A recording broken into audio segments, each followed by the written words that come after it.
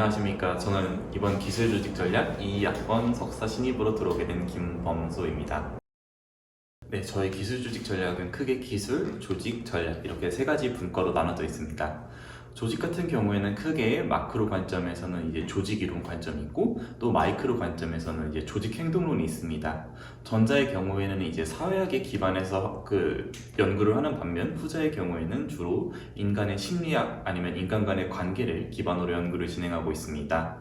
이외에도 이제 기술 같은 경우에는 기업이 어떻게 혁신을 만들어 나가는지 기업가 정신이나 혹은 전략 같은 경우에는 기업이 어떻게 다각화를 진행하고 또 기업이 어떻게 경쟁 우위를 창출하는지 등을 연구하고 있습니다.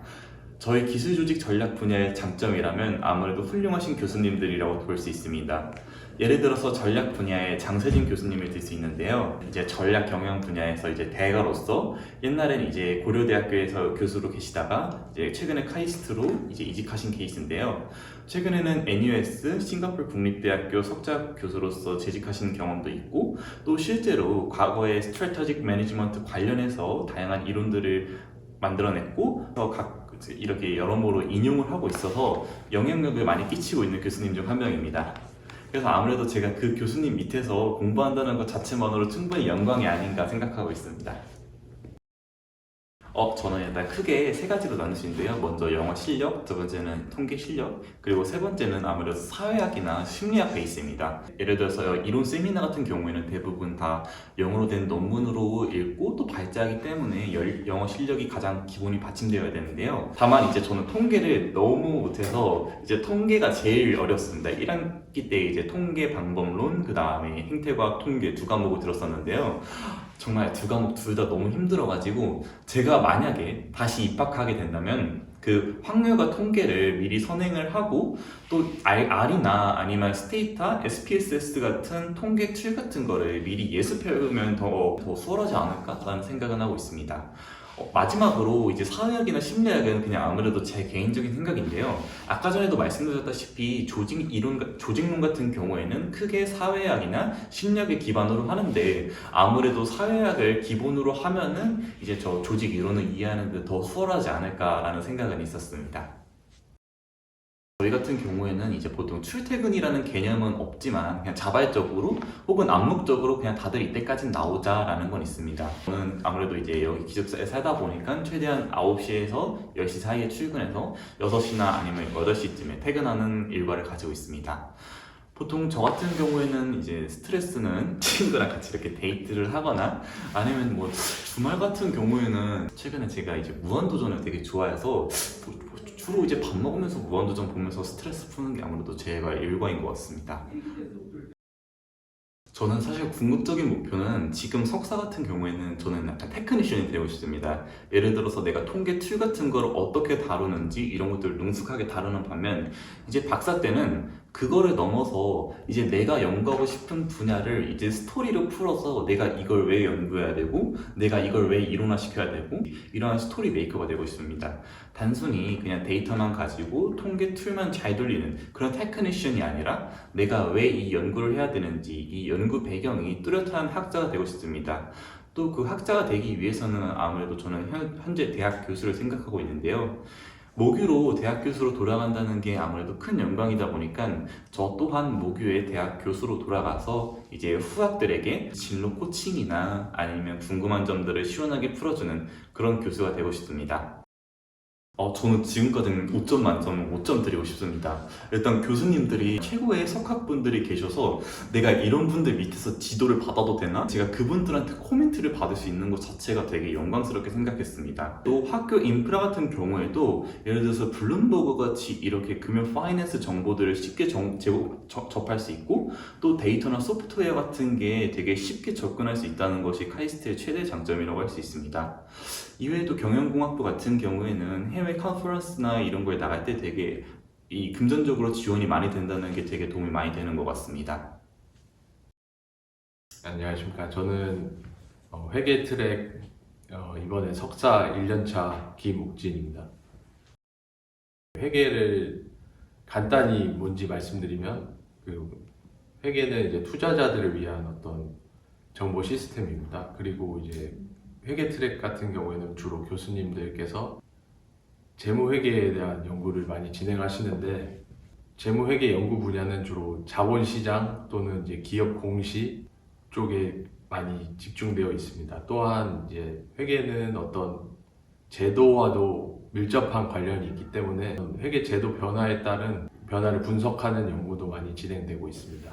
회계 트랙의 자랑 같은 경우는 이제 사람 수가 조금 적다 보니까 교수님들을 많이 만나뵐 수 있는 기회가 있고 거의 매주 진행되는 세미나가 있어서 외부에서 많은 훌륭하신 교수님들께서 발표하시는 걸 들으면서 또 현재 어떤 연구들이 활발하게 진행되고 있는지 그런 것들 잘 파악할 수 있어서 좋은 것 같습니다.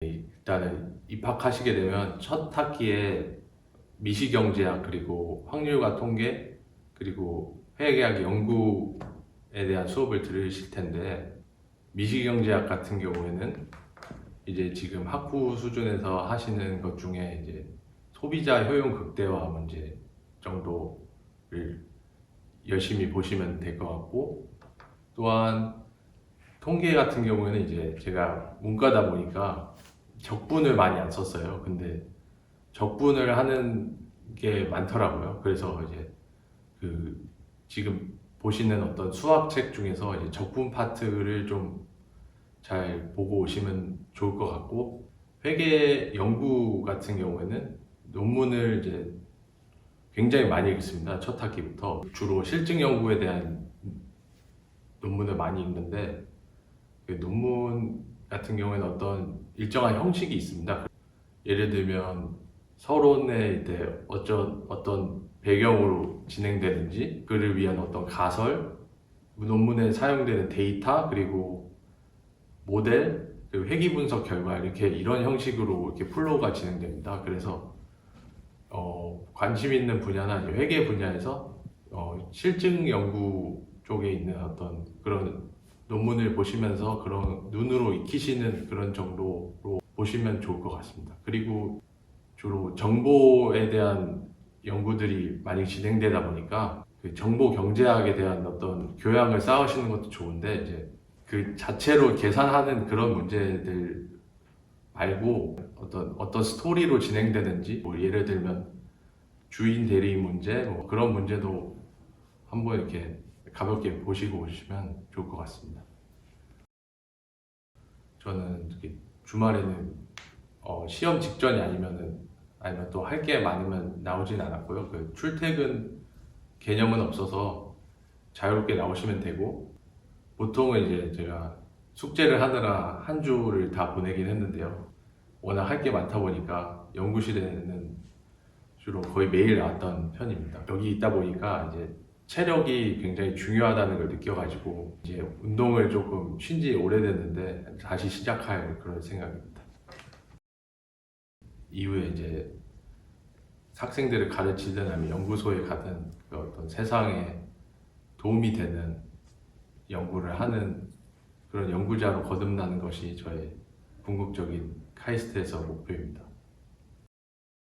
저는 5점 하겠습니다. 그 이유는 회계학 연구 분야에 대한 어떤 그런 시사점이나 연구 방법론 같은 것들이 굉장히 흥미롭다고 생각했고 만약 입학하시게 되면 이제 그런 것들을 정말 마음껏 하실 수 있는 그런 기회가 주어지니까 예를 들면 논문을 계속 봐야 된다던가 그런 기회가 계속 있으실 겁니다. 그래서 그런 점에서는 정말 만족스러운 대학원 생활을 하고 있고 그렇게 생각하고 있습니다. 벌써 이제 6월이 끝나고 7월이 다가오는데요. 저도 이제 작년 때쯤 많이 힘들었던 기억이 나서 여러분들의 그 심정을 많이 공감하고 있었습니다. 대학원은 단순히 정량적인 지표뿐만 아니라 그 사람이 개인적으로 가지고 있는 잠재력, 내가 이걸 연구자로서의 그 소질이 있는지 이런 잠재력들, 정성적으로 평가하는 것까지 모두 포함되어 있어서 아무래도 여러분들이 쉽게 정보를 접근할 수 없는 것 같습니다. 하지만 그럼에도 불구하고 여러분들이 왜 카이스트 경영공학부에 들어오고 내가 왜 이 연구 분야를 연구해야 되는지에 대한 그 목적이 뚜렷하다면 여러분들은 9월 달에 좋은 결과를 받을 수 있을 것이라 저는 확신합니다. 이제 앞으로 지원을 하시게 되실 텐데 정보가 많이 없는 걸로 알고 있습니다. 저도 입시를 할 때 겪었던 부분이라서 그 꼭 어떤 정량적인 지표로만 이게 평가되는 게 아니기 때문에 본인이 이제 그동안 학부에서 했던 활동들과 앞으로 연구를 위해서 어떤 연구가 하고 싶은지 그런 것들을 이렇게 잘 생각해 보시면서 그동안 했던 활동들과 잘 엮어서 진솔한 그 마음으로 그 입시에 임하시면은 좋은 결과가 있으실 거라고 저는 생각합니다.